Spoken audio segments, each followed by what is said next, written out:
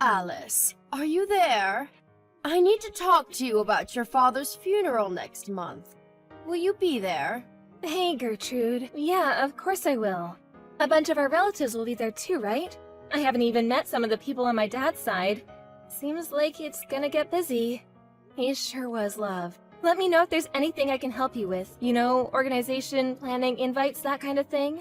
Anything you can help me with? Sorry, Alice, but I don't think there's anything someone in your predicament could help me with. Don't worry about me. I'm happy for you to just sit around and do nothing. You're hardly the most mobile person in the world with that unfortunate leg of yours, are you, dear? No, it's not that bad, really. I know it might look like I struggle a lot, but other than running, I can still do pretty much anything. Oh dear, what a shame. It seems as though trying to soften the blow by giving you a gentle hint wasn't a good idea, so I'll just say it. I don't need our relatives thinking I'm so incapable I need to enlist the help of a cripple, thank you very much. If you do insist on coming, make sure you sit quietly and don't get in my way. Oh, I'm sorry, Gertrude. I understand. The fact that my son married a cripple in the first place is embarrassing enough. Without me being seen to be reliant on you to carry out basic tasks. What in heavens was he thinking? Telling people you exist is uncomfortable enough. I hardly feel like parading you around in front of everyone. I hope you don't think I've acknowledged you as my daughter, because most certainly I haven't. My Sam was adamant he only had eyes for you, and that your disability made no difference to him. That boy's so damn stubborn, I knew resilience was futile. Which is why I begrudgingly accepted it. Right, I see. I was looking forward to having a cute daughter-in-law to take out to cafes and on shopping trips with me. I had such high hopes. What an astronomical disappointment you turned out to be. I would have never believed in a million years he'd choose to spend the rest of his life with damaged goods like you. He must be atoning for some seriously evil deeds in a past life. That's the only explanation that makes sense to me. Gertrude, please, why do you have to speak to me like this? Sam's the kindest man I've ever met. Besides, it's not like we fell for each other because of our looks in the first place. I fell in love with your son because of who he is deep down, just like he did with me. Just because one of my legs doesn't work makes no difference to him. I don't need you to tell me how kind Sam is. I'm his mother, for heaven's sake. Let's face it, he'd have to be a saint to choose a useless good-for-nothing like you. Gertrude, I love your son, and I'll do whatever it takes to win your approval. I want you to know that I'd do anything for him, and to rest assured that he's in good hands with me. What good could a malformed cripple who's so totally reliant on others she can barely tie her own shoelaces possibly do for my son?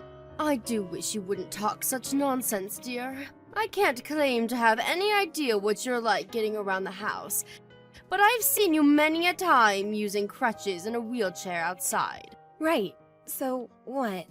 So you have the mobility of a 97-year-old, and you have the gall to claim I should rest assured that my son can rely on you? What would you do if he couldn't work for some reason? What would you do if he lost his job? I'd help out with the family finances for as long as he needed me to. Of course I would. I freelance from home, so my lack of mobility doesn't mean I don't bring in any money. And even while I may technically be disabled, beyond the occasional very minor inconvenience, it doesn't cause me any problems in day-to-day life. It's precisely because I find that so hard to believe that I'm worried, my dear. But I suppose worrying won't get me anywhere. We have to face the facts. Worrying won't make your legs work again. I'm sorry. Did I ask you to apologize? No, I did not. Ah, yes, that reminds me. There was a favor I wanted to ask of you. Oh, really? What is it? I'd love to help out. I wanted you to get rid of all of the weeds in my yard before your father's funeral. Got it, no problem. I'm pretty sure I recall you having an electric mower, right? I'll have it done in a jiffy with that. Unacceptable! Do you know how weeds work, my dear? Let me tell you about weeds. Much like how you've got your claws buried in my son's heart, weeds take root deep within the soil. I want you to pull every last one of them up, roots and all. The electric mower simply isn't going to cut it. You have to do it by hand. Oh, wait a second. Will that be difficult for you, with being a cripple and all? No, don't worry, it's fine. I'll have it done before we leave for the funeral, I promise. I expect great things, Alice. This should be interesting. You might actually be of some use to me for the first time in your life. Alice, you've really gone and done it this time, you silly girl. Hi, Gertrude. Did I do something wrong? At the funeral. You told all of your relatives you cleared out all of the weeds in my yard, didn't you? Well, yeah, kind of. But it's not like I was especially eager to talk about weeds or anything. It's just that everyone was discussing gardening, so I mentioned what I did in your garden this afternoon. After I got clearing out the weeds, you asked me to plant some flowers in the freshly invader-free soil, did you not? One of my relatives was really curious, and she asked me all kinds of things about how to plant and care for the flowers. That may be so, but why did you have to be so idiotically honest? Some things are better left unsaid. Huh? What do you mean? Are you trying to make our families think I'm the kind of person who forces her disabled daughter-in-law to clear out the weeds in her garden? You're so thoughtless and insensitive. Ugh, how could you do this to me, you little ingrate? I'm your mother-in-law, did you forget that? Would it hurt you so much to say some nice things about me once in a blue moon, or to try and uplift me instead of destroying my reputation? Oh, look, Gertrude, I'm sorry. I didn't realize I was doing anything to upset you. It wasn't intentional. I doubt anyone even remembers what I said about the weeds, and besides, even if they did, why would they think you forced me? It was the flowers they were interested in. I honestly don't think you have anything to worry about. You don't know that for sure. I do wish you'd think before speaking every now and then, dear. Right, you're right. I'm sorry. If you mean it when you say you want to win my approval, making me happy should be your #1 priority. In spite of that, all you seem to do is upset me. Do you enjoy making me suffer? No, of course not. I told you I didn't mean to. I'm sorry. In that case, you better make damn sure that whenever you talk about me in front of others from now on, it's nothing but praise. Praise and more praise. I want everyone to know how fantastic I am. If anyone asks, the only reason you cleared out the weeds and planted those flowers was because you wanted to help me so badly that you volunteered of your own accord. Are we clear? We're clear. Good grief. It looks like your leg isn't the only thing that doesn't work. The fact that I have to explain things that should be as plain as day in minute detail makes it abundantly clear that your brain isn't operating at full capacity either. Are all cripples like this? Gertrude, please. I'd really appreciate it if you would stop calling me that, and I'd like it if you stopped thinking of me as nothing more than my disability. Other than one of my legs not working, I'm no different to you or anyone else. Oh, now I've heard it all. A bottom-dwelling leech who's only able to exist thanks to my hard-earned tax dollars thinks she's the same as me? Please stop being so horrible. Do you think I chose to be this way? Do you think I enjoy it? It makes me sick the way you cripples roll around in your wheelchairs while you suck up the tax dollars of hard-working Americans like me without a care in the world. You assert so boldly how you're no different to me and other normal folk that I believe you might actually be delusional enough to believe it. But the truth is, without sponging off the tax money of decent, respectable people like us, defective articles like you wouldn't have a leg to stand on, would you? Pardon the pun. I know you can't help the way you are, but you could at least try being a little more damn humble. I'm not gonna deny it. Maybe there are some disabled people who behave arrogantly and act like the world owes them something, but most of us are incredibly grateful for any help we get.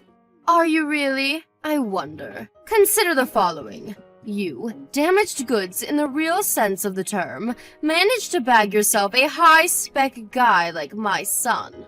You're privileged enough to be enjoying a happy, fulfilling life of the kind that in a just world would only be possible for normal people. That seems pretty damn arrogant from where I'm standing. Disabled folk have the right to be happy, too. Throw away these despicable ideas of yours at once. You may have been married for a year now, but I bet not a day's gone by where my son hasn't regretted choosing you to be his wife. How about you hurry up and accept how miserable you make the people around you and do my son the enormous favor of divorcing him and getting out of his life once and for all? Wait, are you telling me to leave Sam? Believe me, dear, that's all I've ever wanted. How could I want anything else? You're nothing but useless, damaged goods, and you serve no purpose in any of our lives. What's the point in keeping you around? You bring nothing to the table.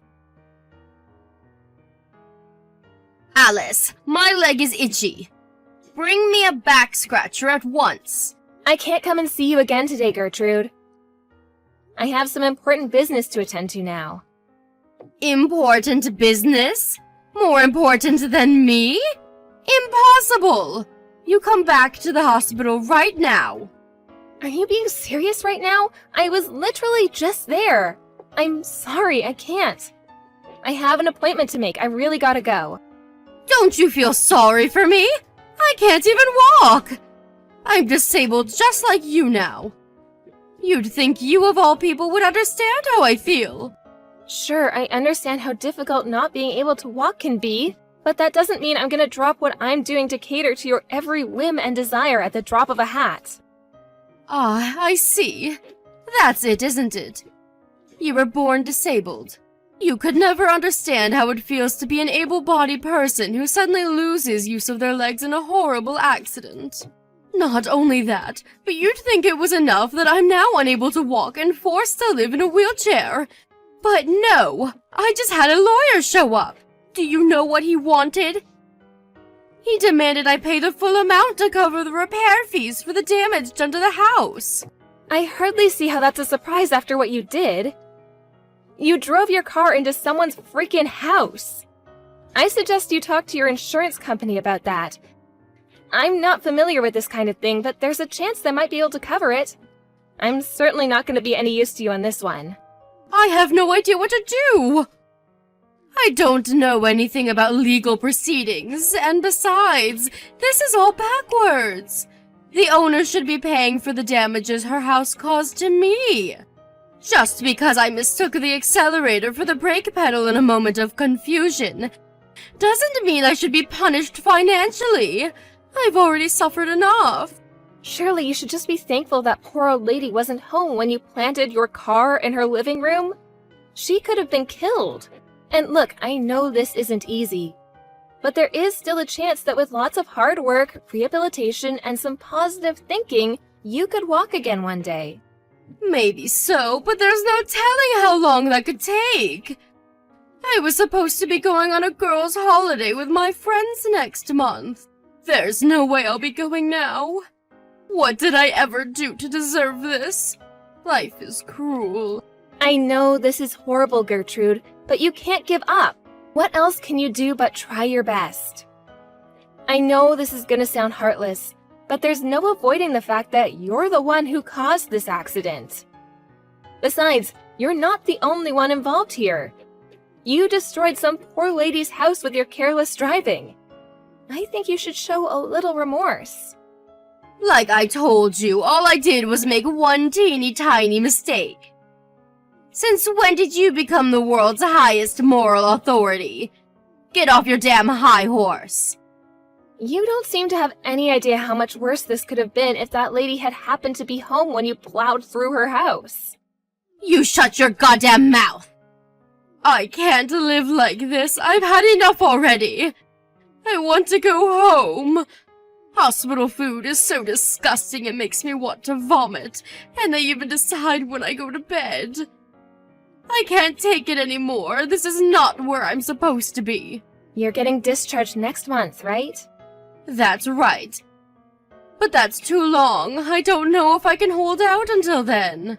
It's not like being all cooped up in here is going to make me any more likely to walk again. I'm just suffering needlessly. Gertrude, please. They're doing important tests on you every day, and they're giving you rehab sessions for crying out loud. It might not be nice, but it's a necessary step in your recovery, and also for getting out of there. Please do your best. We believe in you. Oh, that reminds me. I wanted to talk to you about what happens after I get discharged from this godforsaken hellhole. I've decided I'm going to live with you and Sam. Huh? Don't act so surprised. I live in a wheelchair now, you know. How am I supposed to get by without anyone to look after me? There are tons of people in wheelchairs who live alone. Sure, things will undoubtedly be difficult at first, and we'll be around to help you while you get used to everything. Wait a second. You're not trying to tell me I can't live with you, are you? I know you wouldn't do that. Yes, that's exactly what I'm saying. I'm sorry, but you can't live with us. It's impossible. Why not? I'm Sam's mother. We're family. I know that. But Sam has no intention of letting you move in with us either. You're lying. There's no way my lovely, kind, caring Sam would let his own mother down in her hour of need. He's not like you. Oh, Gertrude, I'm really sorry to have to bring this up at a time like this. But you've been horrible to me ever since we met. Me? Horrible to you? What in heaven's name are you talking about, young lady? I have no recollection of doing any such thing. You make fun of me for being disabled? You do nothing but insult, demean, and belittle me at every opportunity. You probably treat your garbage better than you do me. All I've ever done is tell the truth. Whether you think something is true or not gives you no right to abuse me. I did my best to build some kind of positive relationship with you because you're Sam's mom and I wanted us all to get along. I wanted to win your approval so badly that I held my tongue and tolerated everything you said to me in the hopes that one day you'd finally give me a chance. But Sam told me I shouldn't keep putting up with it. And you know what? He's right. Fascinating. Just fascinating. What a riveting story. Not. What's your goddamn point, noodle leg? None of this has anything to do with me. I will be moving in with you. I won't be able to get by otherwise. Please start looking into disability-friendly accommodation, or if you're so tired of living alone, care homes. Because you are absolutely not moving in with us, and that's final. You don't have to take my word for it. Sam says he's going to message you soon, so be my guest and wait to hear it from him if you like. The sooner you understand and accept this, the better. No way! Sam would do anything to help me, no matter what. I'm his mother and he loves me. I won't lose to an arrogant, wet behind the ears little ingrate like you. Gertrude, this isn't about winning or losing. I'm moving in with you. We're not negotiating here. This has already been decided. Your opinion is irrelevant and I never asked for it. I can't believe that you of all people would treat me so cruelly and heartlessly despite having been disabled your whole life. You should understand what I'm going through more than anyone. What's wrong? Are you scared you won't get my son's full, undivided attention anymore? That's it, isn't it? You're jealous. Give me a break, not even a little. Then how about you keep your mouth shut and start listening to my son? I know he wants me to live with you, and I won't hear another word on the matter from the likes of you. Stop interfering where you're neither needed nor welcome, you little witch. You've got some explaining to do, Alice. You haven't been to see me in the hospital for an entire week. What in heaven's name is going on? Just like I told you before, I won't be helping you with anything anymore. Oh, I get it. You're trying to avoid the issue of me living with you and my son, aren't you? I can read you like a book. Wow, are you seriously still talking about that? You just don't know when to give up. You were obviously never gonna listen to me. But Sam's explained over a dozen times by now that there's no way you can live with us. What's it gonna take for you to understand? Irrelevant. I'm his mother, and my word is law. I see. But you living with us is literally impossible. Where there's a will, there's a way. You can say whatever you like, but it changes nothing. I will absolutely, 100%, indubitably, definitely, surely, certainly, unequivocally be moving in with you. I've already hired a moving company to have my things dropped off at your house. The wheels are in motion and there are no brakes on this train. As things stand, the plan is to arrive there sometime during the beginning of next month. You should be grateful. This is an opportunity to be of some use to someone. Maybe if you're lucky, the day will finally come where I no longer think of you as useless, damaged goods. Didn't you always used to go on about how desperate you were to win my approval? Well, this is your chance to prove you've got what it takes. You're already making preparations to move in with us? Wait a sec. You mean you're moving abroad with us? Huh? Abroad? Yep. Me and Sam moved to the UK last week. That's why we can't visit you in the hospital anymore. Wait a sec. What? The UK? This is the first I've heard of it. Right? That's because we didn't tell you. Why did you move to the UK? This makes no sense. Hold on a second. Is this something to do with Sam's work? Bingo! So we're gonna be away from the States for a little while. Damn, I can't imagine how awkward it's gonna be when the moving company guys arrive with all your stuff at the house that we no longer live in. How many times did I tell you moving in with us was impossible? I wasn't exaggerating or making excuses. I mean, it's literally, physically impossible. Maybe so, but you didn't tell me why, did you? This could have all been avoided if you just let me know. Ugh! Come home this instant! We didn't tell you because we didn't want you bugging us or getting in our way while we were getting ready to move abroad. Besides, we thought it best to keep it quiet on the off chance that you were actually crazy enough to invite yourself. Where does this leave me? What am I supposed to do now? Where am I supposed to go when I get discharged from the hospital? Not my problem. Figure it out yourself. Oh, that reminds me. We did leave a bunch of leaflets containing information on local care facilities and specialized apartments for disabled folks on your living room table. There are some with info on live-in carers, too. Take a look at those and plan your life yourself. Are you abandoning me? How could you do this? I'm in a goddamn wheelchair! This is an unacceptable way to treat your mother-in-law. I don't want to understate how horrible and unfortunate your accident was, and I feel for you, Gertrude, I really do. But me or Sam have no intention of looking after someone as incredibly selfish and egotistic as you. You're the one who caused the accident. In spite of that, you still haven't apologized to the poor old lady whose house you destroyed, have you? She has more than enough of my money to care about epoxy apology. I've already lost my life savings because of the compensation I was forced to pay for her repairs. Her house can be fixed. My legs, on the other hand, cannot. Do you really think I have the time to be thinking of others in the situation I'm in? It's not that I don't understand how you feel. But I want you to think for a moment. I want you to remember something you said to me a little while ago. What was it again? You could at least try being a little more damn humble. So how about it, Gertrude?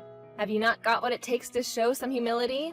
That's super important for cripples like you and me, after all, right? This isn't fair. I was a normal person when I said that. I mean, no, wait. I'm still a normal person. I'm not a cripple. I'm not. They said there's a chance I might walk again if I work hard at rehab. Great. That means you can stop trying to rely on others and live by yourself then. You are normal after all, aren't you? Shouldn't be an issue, right? I am, but things are different now. Or at least for the time being. Have you no heart? Don't you feel in the slightest bit sorry for me? Your poor aged mother-in-law has to live in a wheelchair, for heaven's sake. You have no idea how crushingly lonely it can be to live on your own at the best of times, let alone in this state. Have some sympathy. If you got enough fight left in you to be pestering me like this, I'm sure you'll be just fine. You know what astonishes me the most? That you actually think I'd help you after the way you abused and made fun of me for being disabled all this time. Surely you're joking. You have to be. No human being is this ridiculous. But I thought you wanted my approval. I thought I made this clear already, but any desire for your approval I may have had back then has completely disappeared. I'm blessed enough to have a kind, caring, loving husband who accepts me unconditionally for who I am, and that's all that matters. What more could I possibly want? Alice, listen to me. I'll accept you as my daughter-in-law and my son's wife if you let me move in with you. This is what you've been waiting for all this time, isn't it? I may have been a little inconsiderate towards you at times in the past, but I get it now. After losing use of my legs in the accident, I finally understand how you feel. I'll never do anything like that again. Won't you at least think about it? Pretty please? I will not. We could find a place with wheelchair accessibility in the UK, you know. I know the rest of the world isn't as advanced as America, but they should at least have ramps. You wouldn't happen to know anything about why I haven't been able to get through to Sam for the last few days, would you? Would you be a darling and pass on a message for me? I need you to ask him to consider flying me over to the UK to live with you both. I won't be doing that. But Alice, I'm begging you. I'm in a wheelchair and I'm begging you. What's the harm in passing on a message? Why won't you just hear me out here? You haven't heard me out even once ever since we met. Why should I suddenly be interested in anything you have to say? Alice, I'm so sorry. I've been a fool. I'm so sorry for the way I've treated you. My behavior was unacceptable. I feel horrible, dear. But I really am begging you here. I'm begging you with every last fiber of my being. Please. Please don't abandon your mother-in-law like this. Sam already made this clear, but apparently it didn't go in, so I'll tell you again. You're not the only human being on this planet, and you need to start living with some consideration for others for a change. The world owes you no favors, and you can't always get your own way. That's life, and the sooner you accept it, the better. I'm not saying I want my own way all the time. Besides, I obviously don't get it, do I?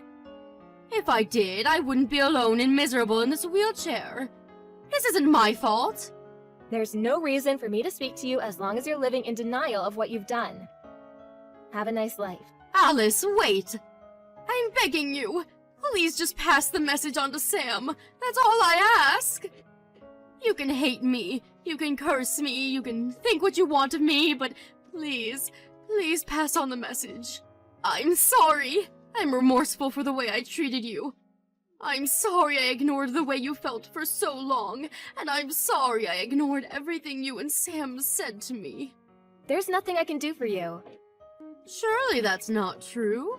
Sam thinks the world of you. Surely one word from you is all it would take for him to reconsider how he feels about me. If you forgive me, he will too. I just know it. But I'm a defective article. Good for nothing, remember? Even if I wanted to, I could never be of use to anyone. Your words, not mine.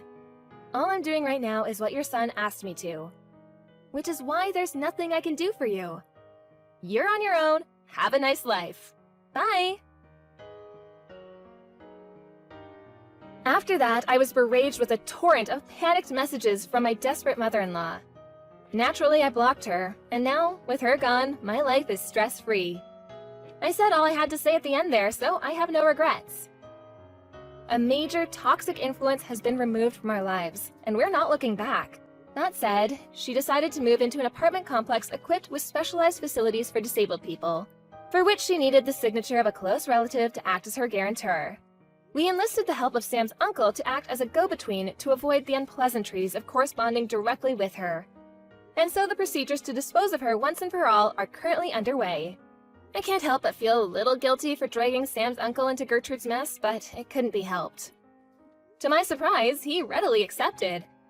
He said he'd long had his suspicions she might be mistreating me because he knew exactly what she was like from his own experiences with her growing up. Eventually, her application for the wheelchair-friendly apartment was approved. She's currently living there alone. Everyone who knows her thinks she got exactly what she deserved after finding out the way she'd been treating me, which sadly for her means that she never gets a single visitor. After being paralyzed from the waist down, my mother-in-law, who used to be super active, having formerly been an avid mountain climber, is now confined to a tiny apartment and leads a wretched existence of soul-crushing loneliness. I heard from a friend of a friend who happened to see her out shopping that she looked like she'd lost all her spirit and vigor, a depressed, broken husk of a human being. What life brings next is entirely down to her. In any case, it's not our problem. She's not in our lives anymore, and she never will be again. She's nothing more than a distant memory now. Me and my husband are looking towards our own future together and intend on building the best life possible for ourselves in the UK. I have nothing but gratitude towards my amazing husband and our wonderful relatives, who have all been super supportive over the whole Gertrude incident. As for me, I'm going to carry on working as hard as I possibly can to ensure that mine and Sam's happy lives together continues long into the future.